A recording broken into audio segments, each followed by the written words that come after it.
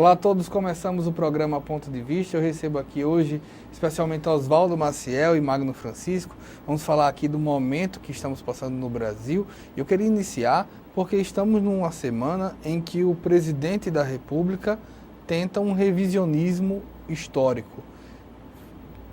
Como colocar, até por vias oficiais, que não houve uma ditadura no Brasil, professor Oswaldo? Mentindo. Só tem um modo de dizer que não houve ditadura no Brasil, é mentindo. E esse é um problema que a gente encontra no tempo presente, no mundo contemporâneo que a gente vive, mas que também termina se espraiando, digamos assim, em relação ao passado, em relação à análise de nossa formação histórica, em relação à construção de um passado que legitime um determinado presente. Então a gente brinca na área de teoria da história, sou professor de teoria da história da UFAL, a gente brinca dizendo que, inclusive o passado, às vezes é inventado, às vezes é construído. E a gente precisa estar atento a isso.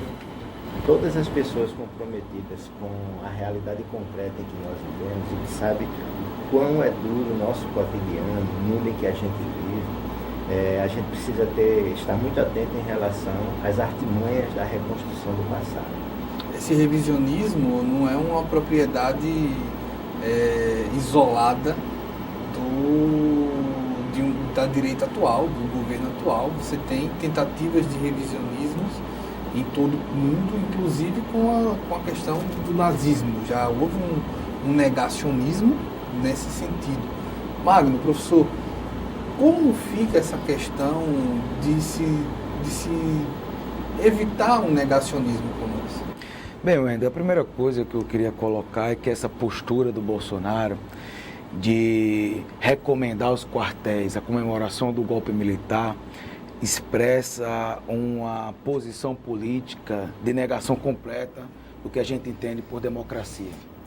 E no final das contas, quando a gente vai visitar a história, os diversos períodos históricos onde a extrema-direita esteve no poder, inevitavelmente a campanha de revisão da história, a campanha de negação da realidade, a campanha de negação da razão sempre esteve muito presente. Desde a ascensão do Hitler, por exemplo, na Alemanha, e do Mussolini, até, posteriormente, a própria negação desse passado trágico que o nazismo e o fascismo presenciou. Então, é uma característica da extrema-direita, quando chega ao poder, e para chegar ao poder, abrir mão da verdade, né? Atacar a razão. Então, não nos surpreende, na verdade, que isso aconteça. Especialmente quando você tem um presidente da República que se manifesta claramente tendo como ídolo um torturador e um assassino reconhecido da ditadura, que é o Coronel Brilhante Ustra. Portanto, na prática, o que o Bolsonaro expressa são valores que muito se assemelham aos valores do nazismo, aos valores do fascismo. É por isso que, de maneira muito verdadeira, penso, de maneira muito certeira, setores da esquerda, da academia, intelectuais, têm apontado, quer dizer, o caráter fascista do presidente da República. Então, nós compreendemos que, na verdade, isso não é uma questão apenas, podemos dizer, pontual da história. É uma questão que se faz presente como uma característica da extrema-direita, seja para chegar ao poder, seja para manter o poder. Inclusive, depois, se apropriar de uma revisão da história para negar o passado trágico que promoveu. Os milhões de mortes do nazismo, do fascismo e, aqui no Brasil, da ditadura militar. Uma coisa que eu queria discutir nesse momento de revisionismo, de negacionismo, e eu queria citar, professor, um exemplo que, além desse vídeo, que a gente pode voltar a discutir sobre o vídeo, como ele foi construído, o discurso como ele foi construído, mas você tem vídeos, por exemplo, do deputado Marco Feliciano, em que ele cria um diálogo fictício entre um parlamentar russo com um parlamentar brasileiro, em que ele mostra que, tentando provar que não houve ditadura no sentido de número de mortos, no sentido de mudanças de presidentes e generais, e no sentido de que muitas vezes se tenta de se apontar para quem lutou contra a ditadura como terroristas. como a história analisa os argumentos e como isso vira uma história dentro da sala de aula, uma vez que você ainda tem hoje nos livros uma princesa Isabel como uma abolicionista, como uma libertadora do negro no Brasil. Exato.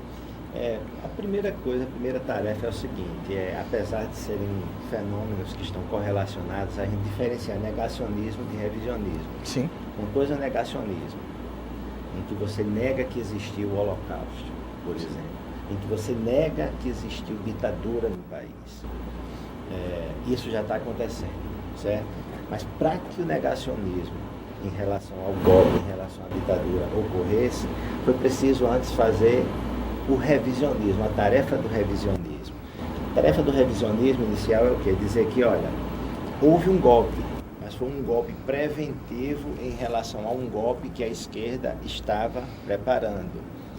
Houve um golpe que terminou instaurando uma ditadura, mas para impedir que uma outra ditadura de esquerda viesse a se concretizar no país.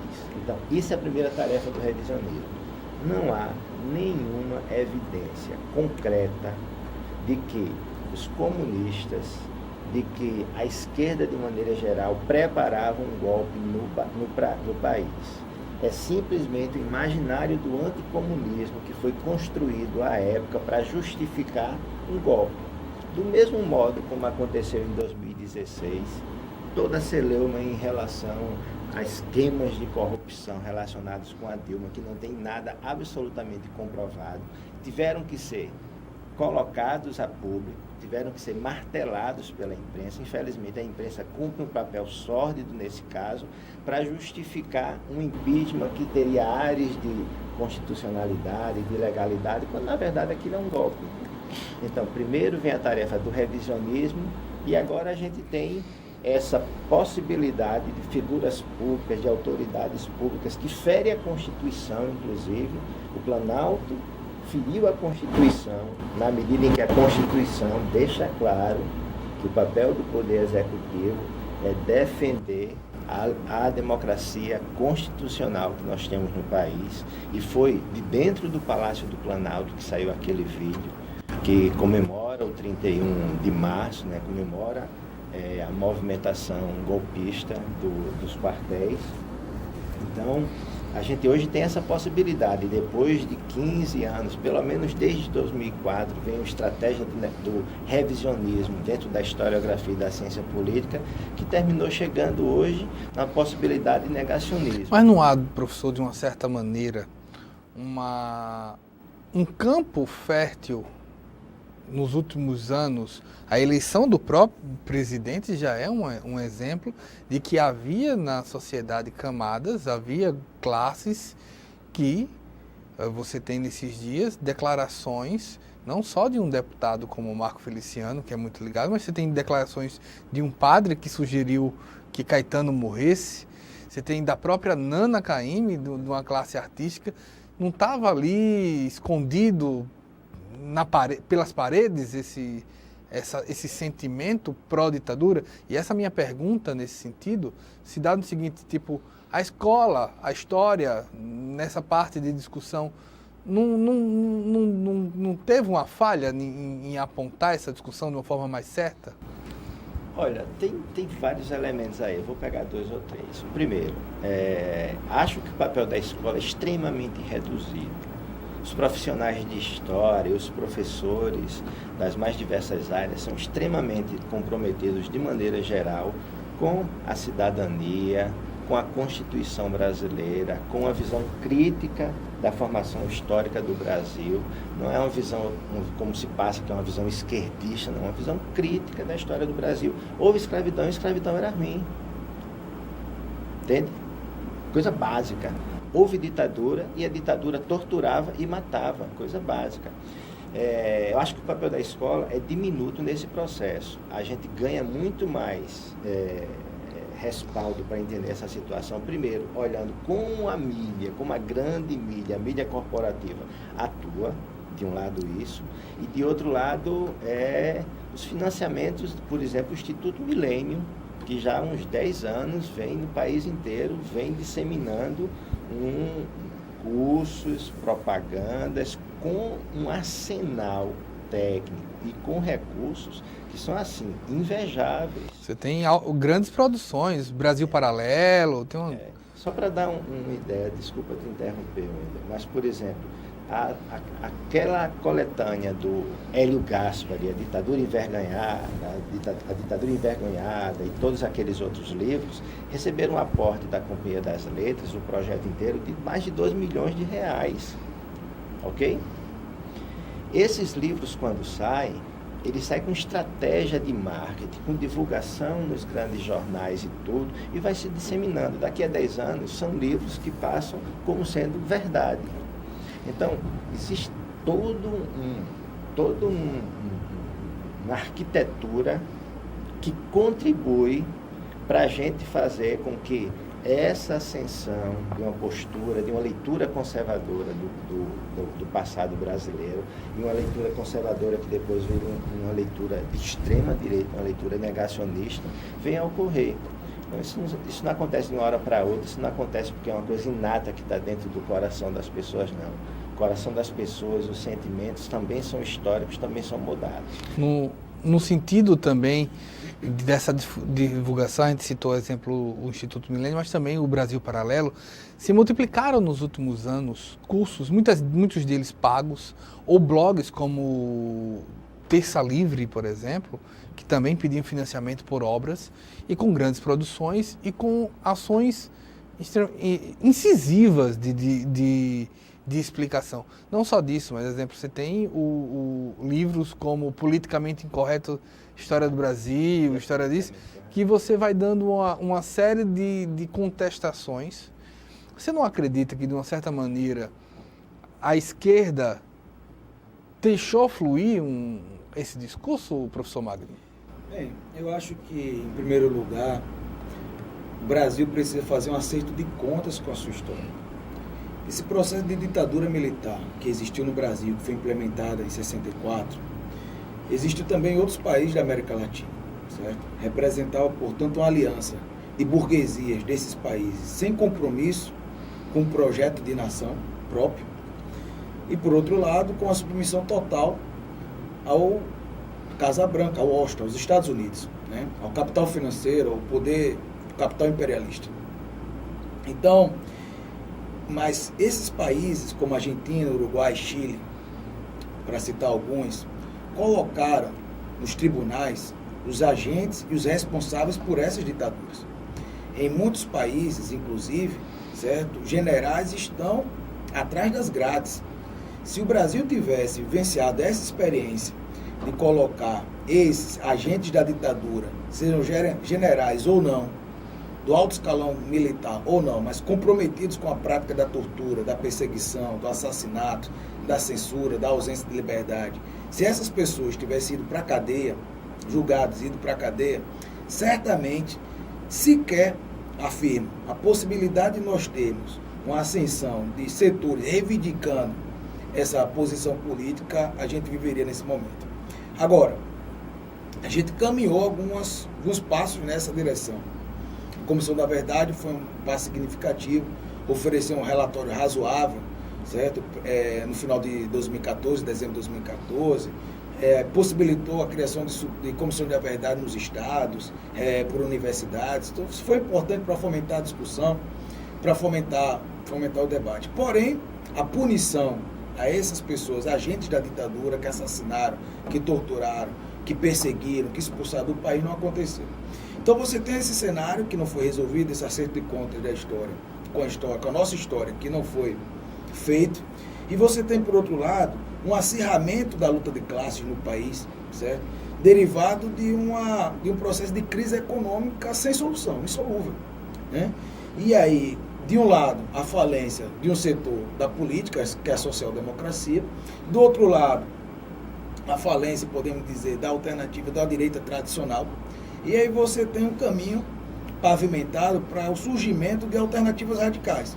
Então você tem um crescimento, podemos dizer assim, da extrema-direita radical, no caso expressado pela candidatura do Bolsonaro, É importante dizer que a burguesia, muito embora tenha apostado na reta final no Bolsonaro, ela não estava assim, a princípio, unificada no Bolsonaro. Existiam vários fragmentos da burguesia em disputa ali. Né, que abriram mão de alguns pontos que discordavam do Bolsonaro, mas é verdade. Que identificavam ali. Inclusive, disputaram entre si quem seria esse candidato que poderia representar esse programa político que está sendo implementado no país agora. Mas, do outro lado, você não tinha uma esquerda revolucionária, podemos dizer assim, que pudesse capitanear esse sentimento de negação dos partidos tradicionais até então colocados. Né? Os partidos revolucionários no Brasil, ainda com a expressão, podemos dizer assim, política pequena como alternativa para a sociedade. Então você tem uma direita capitaneada pelo fascismo, pela extrema-direita, e você tem uma esquerda capitaneada por um setor que já não é mais resposta para o conjunto da sociedade, o setor mais ligado à social-democracia, mais reformista. Então, tudo isso, num processo de crise econômica, você vai criando, podemos dizer assim, situações que possibilitam que esse tipo de coisa que você referendou aqui, pessoas fazendo determinados apelos, se sintam à vontade para expor suas ideias, para se apresentar, para se colocar, ou se identifiquem em alguma medida com esse campo. Então, isso são questões importantes para a gente colocar. Eu penso que existe uma tarefa muito grande da esquerda no Brasil, que é recuperar um programa que represente efetivamente uma alternativa anticapitalista. Um programa que consiga ser exatamente o oposto desse programa que está sendo implementado no país desde o Temer, que começou gradativamente já com o PT, com o processo de privatizações, corte de investimento nas áreas sociais, etc., se aprofundou a partir do neoliberalismo radical com o Temer e agora mais ainda com o Bolsonaro. Quando a esquerda conseguir efetivamente cumprir esse papel, e para isso tem que fazer um diálogo direto com a população pobre, certo? Com os trabalhadores, com o povão, podemos dizer assim, aí a gente tem uma correlação de força diferente na sociedade. Agora, do ponto de vista da história, inclusive da produção acadêmica, certamente esse acerto de contas precisa ser resolvido, porque enquanto não for, a gente vai ter essas viúvas da ditadura, podemos dizer assim, reivindicando esse passado nefasto. A gente está indo agora para nosso primeiro intervalo. Eu estou aqui com o professor Oswaldo Maciel e com o professor Magno Francisco. A gente volta rapidinho.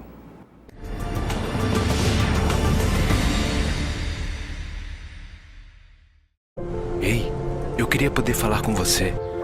Te falar desses últimos meses e como tudo tá melhor. Eu percebi que viver é incrível, mais do que eu imaginava. Ser pai era um sonho. E você me permitiu presenciar o nascimento da minha filha. Foi lindo. Pintei o quarto dela exatamente como imaginei. Antes de você, eu tinha medo de não conseguir estar presente quando esse momento chegasse. Queria te contar que, por sua causa, eu pude viver tudo isso. Provavelmente outras pessoas por aí querem te falar muita coisa também. Acho que você teria orgulho. Não só por mim, mas por ter feito algo tão nobre por pessoas que nunca viu. Eu só queria dizer obrigado. Obrigado por me dar mais tempo com a minha família. Obrigado pela sua doação de sangue. Doe sangue regularmente. Tem sempre alguém precisando de você. Procure o Hemocentro mais próximo e seja um doador.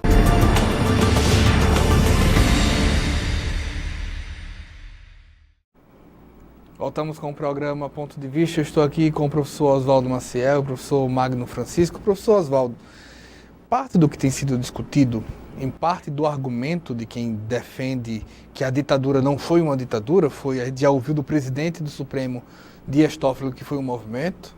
Você já tem alguns que defendem regime, que é uma parte mais moderada, mas parte desse discurso diz o seguinte: foi apoiado pela OAB, foi apoiado pela igreja, foi apoiado pela classe média, foi apoiado pelos jornais, inclusive com editoriais de Globo, de Estadão, de Jornal. Temos a mesma classe hoje, em 2019, que tínhamos na década de 60, professor? Não, a estrutura da sociedade mudou significativamente, né? Inclusive, uma das tarefas do golpe da ditadura foi fazer uma mudança radical da nossa estrutura de classes. Mas só, por exemplo, para você ter ideia, quantas e quantas pessoas que apoiaram, abre aspas, o processo do impeachment da Dilma não estão arrependidos hoje. E vão se arrepender mais ainda, com todo o reformismo, com toda a conciliação que representava os governos do PT. Mas mesmo essa social-democracia básica, muito elementar, que se fazia naquele momento, muito coalhada inclusive de propostas absolutamente neoliberais, mesmo isso, a nossa classe dominante, as frações centrais da nossa classe dominante não estavam permitindo. Então o que é que ocorre? Isso ocorreu em 64. Nós temos conjuntos significativos da população que apoiaram a Marcha da Família pela família, pela propriedade, a TFP. Nós temos vários círculos que entre 61 e 64 foram sendo construídos na sociedade civil para apoiar uma intervenção militar. As eleições de 1962 no Brasil, a gente tem documentos, René Dreyfus fez isso na década de 70 na pesquisa dele, A Conquista do Estado, que é um grande livro. Ele demonstra como as eleições de 1962 houve injeção de mais de 5 milhões de dólares em candidaturas oposicionistas ao Jango. Apesar de o IPES e o IBASE, eles faziam um pouco o papel dessas redes sociais do Instituto Milênio, do Terça Livre, na atualidade. Fazia o quê? Disseminava uma cultura, pregava cursos e propostas que eram absolutamente pró-imperialismo, que eram contra as reformas de base. Eles fizeram esse trabalho durante alguns anos, mais sistematicamente entre 1961 e 1964. Então eles vão, uma mentira repetida 1000 vezes, vira verdade. A imprensa martelava isso. Então você tem uma parcela da população que em 64 adere a essa proposta. Isso não é coisa espontânea, não. Isso é coisa absolutamente construída, partidarizada, inclusive. Apesar dessa injeção maciça, dessa intervenção escandalosa dos Estados Unidos nos negócios brasileiros, a imensa maioria da população estava a favor do João Goulart. Você tem pesquisas de opinião pública do início de 1964. Algumas dessas pesquisas, se você juntar ótimo e bom e razoável, dá mais de 70% pró-João Goulart. O problema é o seguinte, é que as frações da classe dominante brasileira nunca tiveram compromisso com a democracia no país. A democracia funciona até o momento em que o acúmulo de riqueza e a reprodução da desigualdade se mantém. Quando ela começa a ser meio que quebrada por uma crise política ou por qualquer outro motivo, por uma crise financeira, por uma crise econômica como a que nós tivemos a partir de 2007, 2008, que terminou chegando no Brasil, então essas classes dominantes, essas elites vão dizer, a gente não pode mais manter esse pacto social, e se for o caso, a gente rompe com a democracia. E eles foram construindo isso. Então é uma espécie, não gosto muito de usar essa palavra porque ela é muito biológica, mas é uma espécie de está no DNA das frações da burguesia brasileira, ser golpista, ser autocrática, como diz Florestan Fernandes. Então, de alguma forma, apesar de serem situações e conjunturas absolutamente diferentes, algumas coisas possibilitam você fazer comparações entre realidades distintas, mas fazer comparações entre o que ocorreu no pré-golpe, em 64, e aqui no Brasil, toda essa conjuntura que foi gerada a partir de 2013. São dois golpes, o de 64 e o de 2016? São golpes, são dois golpes. A literatura política clássica... Só que os dois referendados pelo Congresso? Vejam só, no século XIX, o Congresso referendava a escravidão, entende? Algumas pessoas, inclusive, falam que o fim da monarquia, isso e a proclamação da República foi um golpe. Existe interpretação de que aquilo foi golpe. De fato, só para pegar esse caso específico, esses dois casos específicos, e vou dizer de maneira bem genérica, o que é que caracteriza um golpe? é a ruptura dos padrões legítimos e legais de orquestração do poder em uma sociedade. Houve ruptura em 64 no Brasil. As regras normais do jogo político foram rasgadas em função de determinados interesses. Mesmo se você daqui a 1 ou 2 dias, você construa uma nova orquestração legitimada por um Congresso, como aconteceu em 64, e mesmo como aconteceu no caso de 2016. Qual é a engenharia política que justifica você produzir o impeachment em uma presidenta eleita por crime de responsabilidade e, ao mesmo tempo, liberá-la, não caçar os seus direitos como está previsto constitucionalmente? Isso é uma denúncia, inclusive, de que não havia crime de responsabilidade. E a forma como a opinião pública, a forma como a engenharia midiática brasileira produziu isso, fez com que fosse televisionada, fosse passada na televisão, esse processo golpista como sendo a absoluta normalidade. Inclusive é uma coisa assim interessante você perceber, se você puder, por exemplo, pegar a CBN, os podcasts, as entrevistas, as análises dos comentaristas políticos da CBN em 2014, 2015 e 2016 e pegar agora, você vai ver o contorcionismo que muitos daqueles analistas estão fazendo para dizer que não tinham dito o que eles tinham dito. Entende?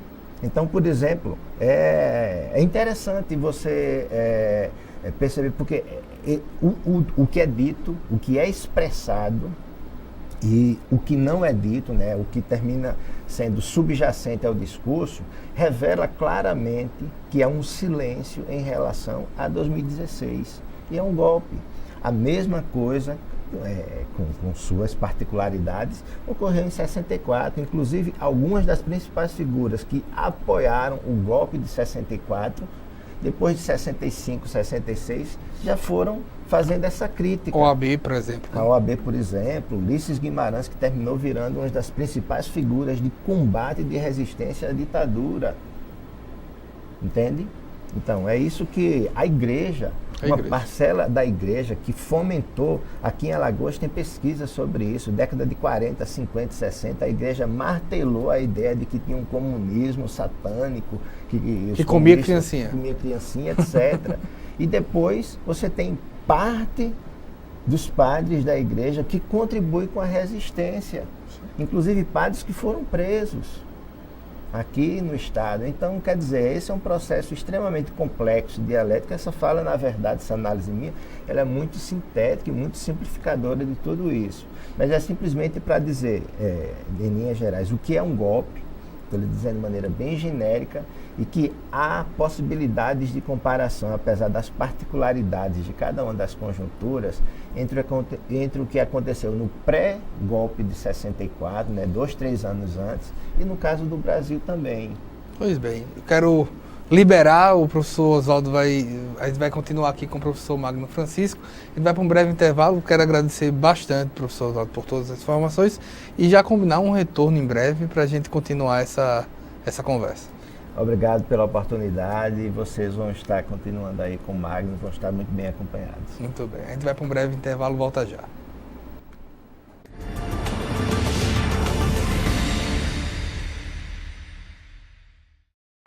Toda foto ele tá sorrindo. Ele é muito carinhoso, ele é tudo pra mim. Eu não me imagino viver sem ele. Era o caçula, tinha pouco tempo que tinha parado de mamar, então aquilo tudo parecia que era mentira, né? Uma criança daquele tamanho ia ter um câncer. O grande problema do câncer infantil é porque a grande maioria dos sintomas são muito parecidos com sintomas de doenças normais da infância. Existe, criança pode ter câncer, mas hoje não é mais uma doença fatal, é uma doença tratável. O diagnóstico foi rápido, a equipe médica deu todo o apoio e hoje a gente pode comemorar a vitória. Eu estou muito feliz pelo progresso dele. por tudo que ele anda agora fazendo e antes ele não podia fazer. Então agora ele está caminhando a cura dele. Falta pouco. É um amor, é uma vitória para mim e para ele.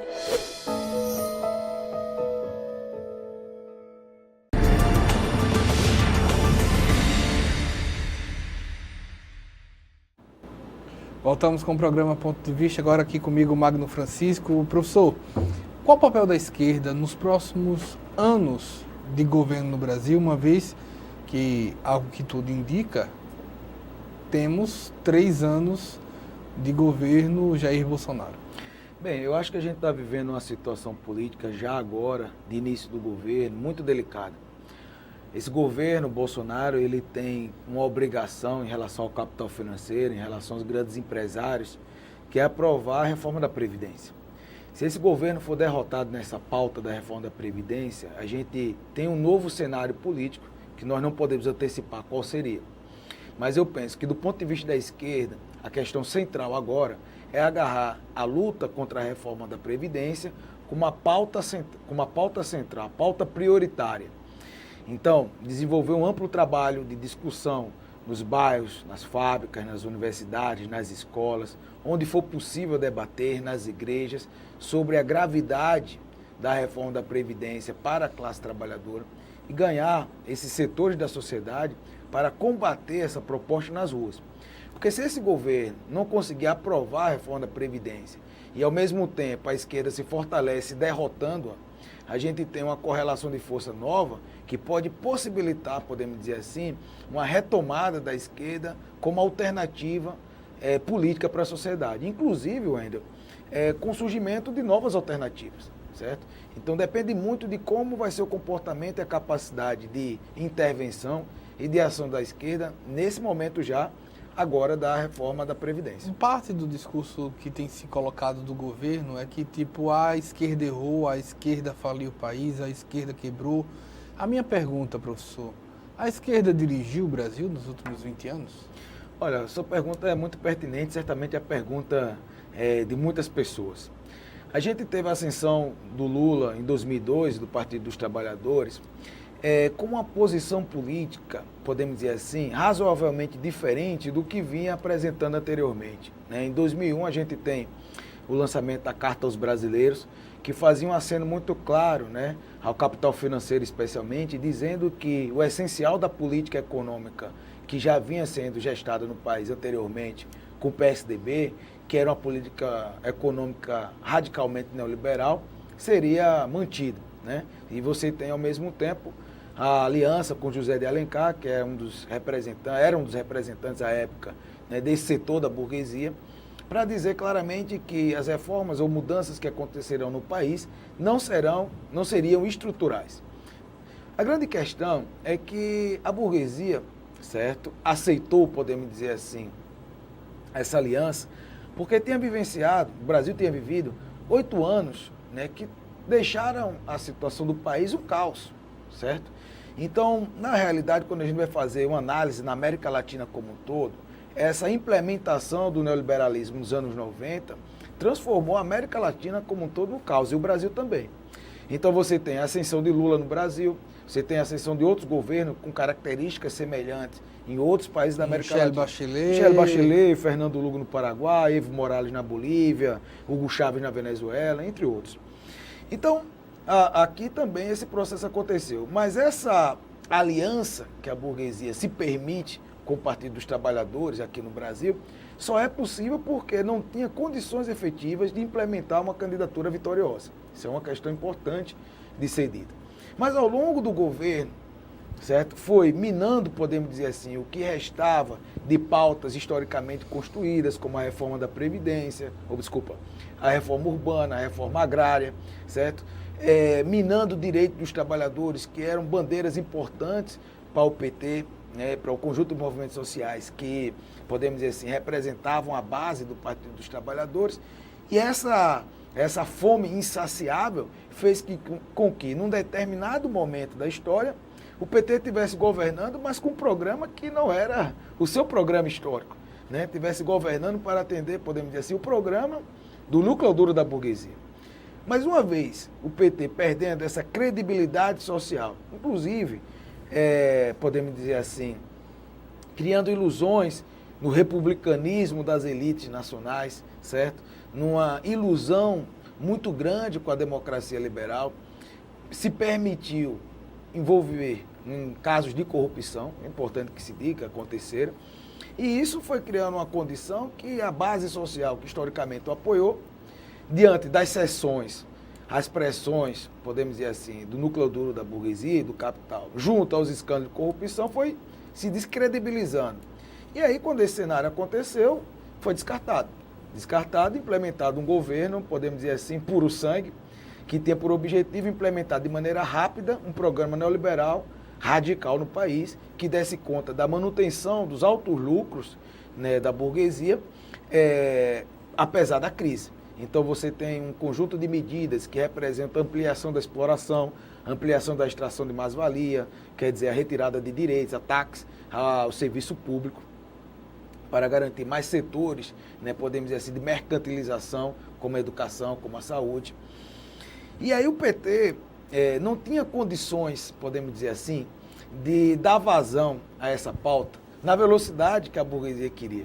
Por isso foi descartado, e aí o impeachment, o golpe, acontece por esse motivo. Cria-se uma banalidade. Não se passava a reforma da Previdência que queria, não se passava a reforma trabalhista que se queria. Exato. Então o PT não tinha condições, na verdade, de implementar esse programa. Cria-se o álibi do impeachment, né, que são as pedaladas fiscais. O professor Oswaldo já falou bem do que representou. Mas, na verdade, a questão central não era se teve pedalada ou não teve pedalada. A questão central era se o programa político e econômico que seria implementado no país seria esse, né, de neoliberalismo radical ou não. O PT teria dificuldade de implementá-lo. Por isso, construiu um governo puro sangue que depois foi ratificado com Bolsonaro. Então, eu posso dizer de maneira, tentando sintetizar a resposta à tua pergunta, que gradativamente, certo, o PT, por conta da política de conciliação, de aliança com setores da burguesia, foi deixando de implementar um programa de esquerda no país para implementar um programa que não era da esquerda, um programa conservador da direita, em grande medida. Apesar de algumas questões sociais serem mantidas pontualmente. Mas quando você vai percebendo, especialmente segundo o governo da Dilma, mesmo essas questões sociais vão ser atacadas. Previdência começou a ser discutida já naquela época. Trabalhista também. A reforma trabalhista, ataca o seguro-desemprego, corte de investimento das áreas sociais, privatizações. Então, perceba que a governabilidade não representava um governo de esquerda. Era o Partido dos Trabalhadores fazendo o programa que era o programa, podemos dizer assim, de um PSDB. A gente costuma dizer que, na verdade, especialmente segundo o governo da Dilma, foi uma espécie de estelionato eleitoral, porque ela foi eleita para cumprir um programa e fez o programa do candidato que perdeu as eleições, que foi Aécio Neves. Quando você mencionou a vitória de Lula de 2002, você contou que em 2001 era pouco provável que o Lula ganhasse com a estrutura que tinha, com o discurso que mantinha. 18 anos depois, nós podemos dizer que a esquerda hoje se encontra no mesmo momento que o Lula, né, em 2001? Eu acho que não. Primeiro porque aquele momento ali dos anos 90, final dos anos 90, início dos anos 2000, nós tínhamos um caos social estabelecido no país, mas que estava diretamente associado ao fracasso do neoliberalismo, né, especialmente expressado pelo governo do Fernando Henrique Cardoso e do PSDB, que deixou milhões de desempregados, o país numa miséria total. Então podemos dizer assim, que esse processo, esse momento da história, pavimentava a possibilidade do Lula vencer as eleições. Só que o Lula e o Partido dos Trabalhadores não queria, podemos dizer assim, arriscar, certo? E aceitou a proposta da burguesia de fazer uma aliança. Só que a burguesia só topou fazer uma aliança porque não tinha correlação de forças para vencer as eleições. Então, foi, podemos dizer assim, o casamento de quem não queria perder, de dois lados que não queriam perder. A burguesia abre mão, podemos dizer assim, de parte do seu programa, para não perder todo, e o PT abre mão de parte do seu programa para governar o país. Só que gradativamente vai perdendo esse processo. Eu acho que o momento agora é diferente. A gente tem o PT não mais como a esperança da classe trabalhadora, certo? Você tinha ainda em 2001, 2002, a esperança do Partido dos Trabalhadores vencer, Lula com 53 milhões de votos, milhões de pessoas indo acompanhar a posse dele, um processo emocionante, a manifestação nas ruas. Eu lembro que as pessoas pediam bandeira do PT, eu tinha 16 anos, né? Mas eu lembro que as pessoas pediam bandeira do PT, camisa do Lula para vestir, mas isso não está colocado agora. Então, eu penso que o momento político da esquerda é diferente. O momento político da esquerda é de voltar a discutir, na verdade, reconstruir a sua base social. E isso significa voltar a discutir com a classe trabalhadora de maneira mais direta, nos seus locais de moradia, nos seus locais de trabalho. Porque, infelizmente, nesses últimos anos, inclusive pela acomodação de governar o país, no caso do Partido dos Trabalhadores, isso deixou de ser feito. Então você tem, de um lado, nas periferias, nos bairros pobres, nos bairros populares, podemos dizer assim, a presença do tráfico de drogas, controlando a vida das pessoas, e, por outro lado, a presença muito significativa do poder econômico, através de algumas associações comunitárias que muitas vezes não cumprem o papel de efetivamente defender a população, mas servir de curral eleitoral, construir currais eleitorais, e a presença da igreja evangélica, certo? E aqui eu não quero fazer um ataque à igreja evangélica em si, mas a gente tem acompanhado nesse último período, certo, um crescimento desse setor com um discurso muito conservador. E aqui eu quero referenciar setores da igreja evangélica que têm um caráter progressista, que inclusive aqui na nossa cidade são importantes, como o pastor Wellington, da Igreja Batista do Pinheiro, entre outros. Nós achamos que isso não é a totalidade, mas nesse momento é a hegemonia. Então esses três campos aí atuando nesse setor representou uma ausência significativa da esquerda, discutindo o problema da moradia, discutindo o problema da falta d'água, o problema do transporte, etc. Quando você abre mão desse espaço, e como não tem espaço vazio em política, ele acaba sendo ocupado. Então, eu acho que esse é o grande papel da esquerda no momento. Se a esquerda conseguir desenvolver isso, eu acho que é muito possível que surjam novas alternativas. E aqui eu quero fazer a seguinte referência. A gente teve a vitória agora do Bolsonaro por um partido completamente desconhecido, que era o PSL. O que é que isso diz pra gente? Diz, primeiro, a negação dos partidos tradicionais. Segundo, que o PSL era uma novidade na política. Só que no campo da esquerda, podemos dizer assim, é uma novidade com características radicais. Só que no campo da esquerda, como não tem o poder econômico e não tem todos esses aspectos, elementos que a direita sempre carrega, é necessário também apresentar novidade, também apresentar radicalidade, no caso, a esquerda, mas principalmente construir base social. E aí eu acho que há um espaço aberto no campo da esquerda para que esse processo aconteça.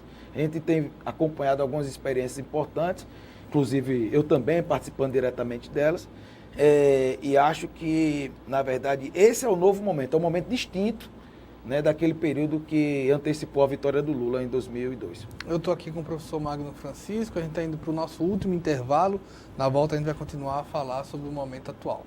Volta já.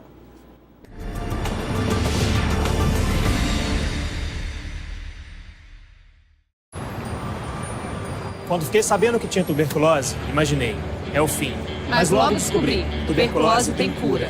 Se parar o tratamento, a doença pode voltar, mais forte. Família, amigos, profissionais de saúde, todos juntos contra a tuberculose. É bom saber que eu não estou sozinho. Em caso de tosse por mais de 3 semanas, procure uma unidade de saúde. Pode ser tuberculose e o tratamento precisa ser feito até o fim. A ditadura foi uma época de violação de direitos. E muitos dos documentos que contavam os detalhes sobre os crimes cometidos foram censurados, escondidos ou destruídos. Hoje, muitos deles estão disponíveis no site pnmdigital.mpf.mp.br. Acesse, pesquise e não deixe a história desaparecer, muito menos se repetir.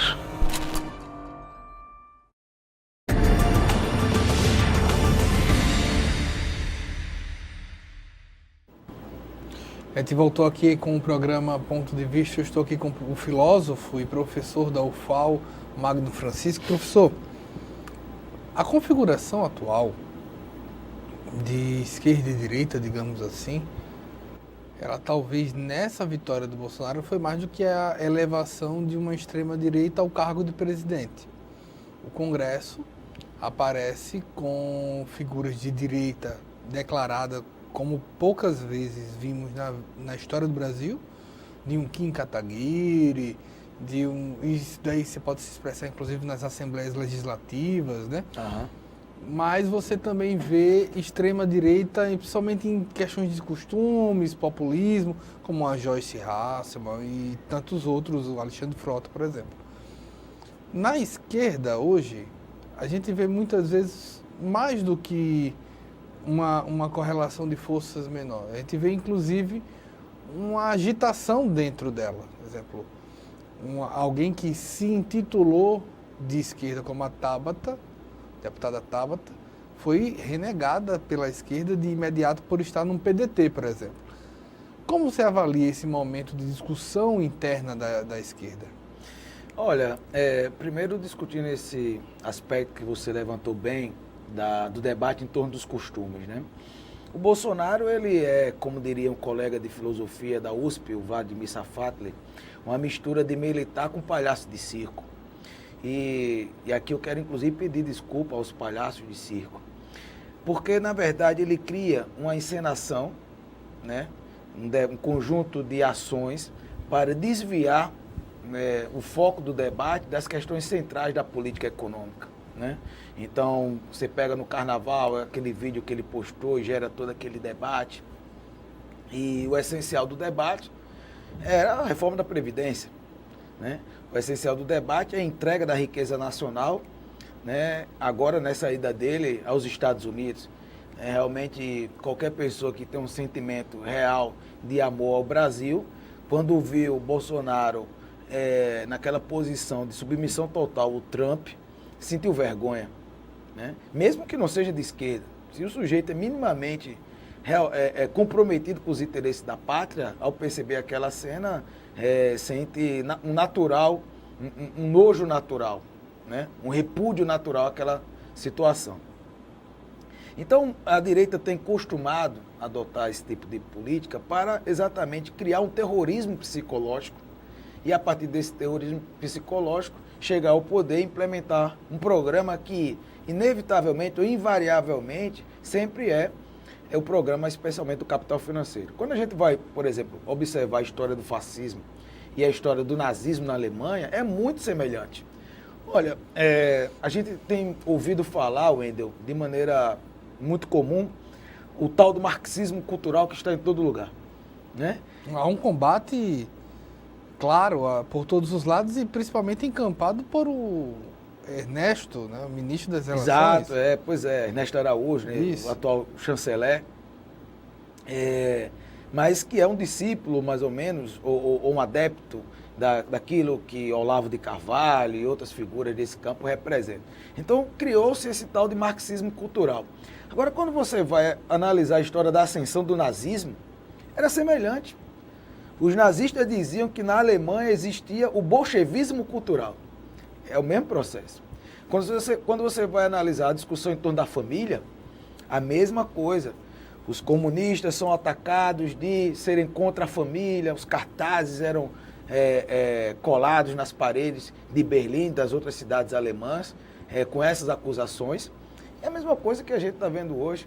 A associação dos comunistas com o anticristo, com o demônio, com a negação de Deus. Com a igreja. Exatamente. E você tem a repetição. A igreja encampando parte desse discurso. A igreja encampando parte desse discurso associada com o fascismo, né? Então você tem isso novamente. Quando você tem um padre, eu sei que não é a representação total da igreja, porque tem muitos padres progressistas, pastores também, mas quando você tem um padre, por exemplo, reivindicando a morte de um artista, o que é isso? A repetição que está lá no passado. Então isso comum. Você tem, nesse mesmo momento, fora do Brasil, o Vaticano autorizando a pesquisa sobre o Papa Pio XII. Exatamente. Que teria, segundo alguns acusam, beneficiado o nazismo. Isso. Eu acho que o atual Papa, inclusive, tem posições políticas muito corretas. Considero, inclusive, que próximas do que efetivamente representam os ideais do do cristianismo primitivo, podemos dizer assim. Eu acho que ele é uma pessoa apegada à justiça. É importante fazer esse destaque, tem se diferenciado dos demais. Acho que essa atitude da igreja é uma atitude importante, mas ela revela ou referenda exatamente o que eu estou colocando anteriormente. O debate de costumes serve, portanto, para que você crie uma cortina de fumaça e implemente aquilo que é essencial, que é o aumento da exploração em períodos de crise, que é a garantia de lucro em períodos de crise. Então, isso é uma questão importante e é por isso que Alexandre Frota e outras dessas figuras, que nem vale a pena tanto mencionar o nome, porque realmente, do ponto de vista da política, muito embora alguns deles tenham tido votações expressivas, são insignificantes do ponto de vista do conteúdo mesmo político. Agora, no campo da esquerda, eu acompanhei um pouco dessa polêmica em torno da Tabata. Eu acho que é um nome novo que está nascendo na política. Me parece que a crítica não era necessariamente por ela ser do PDT, mas era por ela ter recebido um financiamento, a preparação do Polema, né? Então, isso revelar uma origem suspeita. Mas, assim, efetivamente, eu acho que a gente não deveria se concentrar em debater essas questões. Se a esquerda perder tempo debatendo essas questões, vai estar deixando de discutir com o que é essencial. O que é essencial na conjuntura política atual é o debate em torno da reforma da Previdência. A derrota da reforma da Previdência criará, inevitavelmente, uma nova situação política no país. Então, em vez de estar perdendo tempo discutindo sobre Tabata, nas redes sociais ou na rua, é melhor ir para a rua, visitar bairro pobre, organizar a associação de morador, sindicato, fazer greve. É isso que tem que fazer. Eu acho que a esquerda precisa se preparar para a construção de uma grande greve geral e acho que temos efetivamente possibilidade de que isso aconteça. Inclusive maior do que em 2016, Wender. Eu penso que se a hegemonia da esquerda naquele momento, ali capitaneada, especialmente por PT, PCdoB, meus partidos que estavam no governo, não tivesse feito a opção de abrir mão da radicalidade da greve para esperar a eleição, o Temer poderia ter caído, inclusive já ali, naquele primeiro momento da reforma da Previdência. A questão é que, em certa medida, houve um medo ali do que poderia acontecer, certo? E preferiu-se esperar as eleições. E o resultado está posto. Eu penso que a esquerda não pode ter medo de dizer o que é e o que defende, certo? Inclusive, do ponto de vista da própria superação dessa sociabilidade fundada na democracia liberal. Porque, efetivamente, há democracia sem igualdade social? Me parece que não. Então, é necessário construir uma nova democracia, certo? E a esquerda precisa dizer claramente como vai fazer isso. Eu penso que o apontamento do poder popular, da organização das pessoas mais pobres, certo? A discussão direta com elas, com um programa anticapitalista, é possível efetivamente construir essa alternativa. E eu estou dizendo isso, Wendel, porque muitas vezes esse próprio debate da ditadura ou essa situação política que a gente está vivendo agora tenta empurrar a esquerda para uma certa defesa da democracia liberal invariável, né? Não, pode ser outra democracia. Uma democracia onde quem produz a riqueza tem acesso à riqueza e não, como atualmente, onde 5 pessoas no Brasil detêm a mesma riqueza que 100 milhões de brasileiros. Quando a gente se fala em greve geral, nos lembra também que um dos piores momentos, e a gente vai dizer, o que é engraçado, no mínimo curioso no nosso país, é que, exemplo, uma mala de 500 mil reais sendo entregue ao principal assessor do presidente, não o derrubou. Mas a greve dos caminhoneiros por pouco não o derruba. E aí se avizinha, inclusive, com sinalização para uma greve dos caminhoneiros. Qual o momento do país para esse tipo de ação, uma vez que há quem aponte que a greve dos caminhoneiros não seja necessariamente uma greve só de trabalhadores, mas de parte também de donos de empresa? Olha, eu acho que a gente não precisa ter medo das lutas sociais. Eu acho que esses setores da esquerda que ficam tentando, podemos dizer assim, descredibilizar as lutas que não organizam, que surgem com certo grau de espontaneidade, tende ao fracasso. Quando a gente vai analisar junho de 2013, né, a presença dos movimentos sociais na rua, o início, podemos dizer assim, da negação dos partidos tradicionais, da criação de uma certa horizontalidade, eu penso que aquele momento ali surgiu com uma bandeira de esquerda E depois passou a ser um momento disputado. Negar aquilo ali como a origem da extrema-direita no Brasil, da ocupação da extrema-direita nas ruas, no final das contas, deixar de analisar a realidade como ela é. No final das contas, você tinha uma incapacidade de dar respostas às insatisfações populares existentes naquela época, e a população sem alternativa foi procurando se mobilizar. Então, eu acho que a gente tem que pegar o exemplo da greve dos caminhoneiros para dizer, olha, esse caminho da greve tem que ser feito não só pelos caminhoneiros, tem que ser feito pelos trabalhadores da limpeza urbana, pelos operários da construção civil, né, pelos professores, por todos aqueles que vivem as contradições desse sistema. Não adianta ficar criticando greve de caminhoneiro.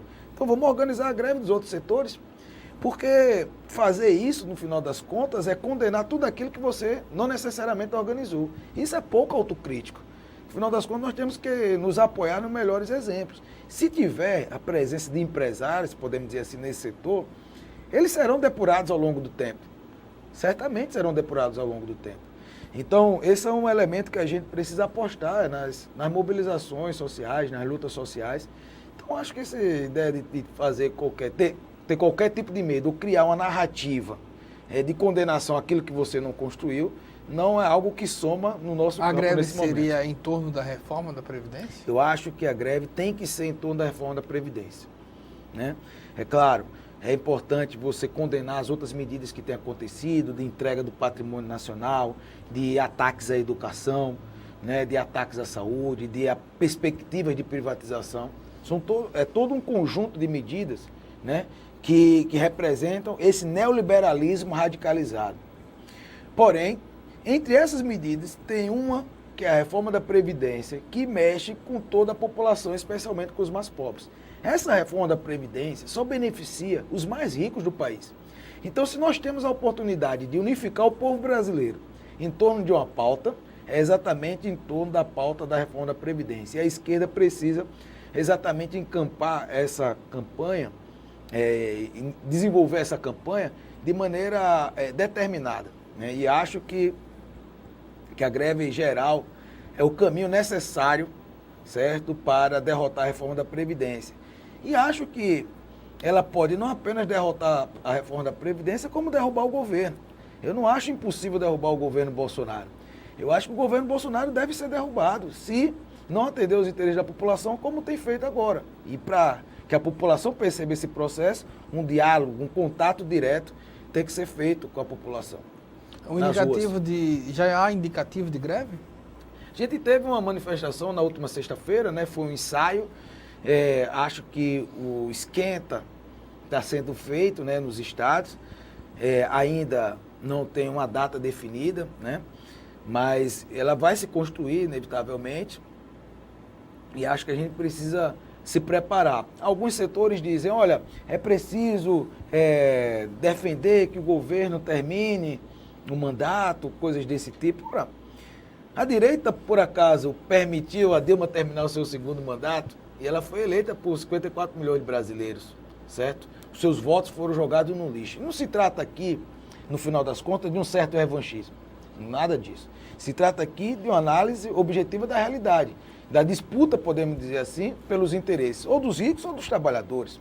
Então, é justo que um governo que ataca os trabalhadores, como esse governo tem apontado, desde o seu primeiro dia, quando reduziu o valor do salário mínimo, e que atende de maneira tão escancarada os interesses dos mais ricos, na medida que a população se mobiliza e defende os seus interesses, que ele seja derrubado também. Acho que a gente também não pode ter medo dessas grandes mudanças políticas, e a gente precisa apostar nelas. Obrigado, professor Magno Francisco. A gente agradece também a você pela audiência e espera uma próxima oportunidade. Até mais.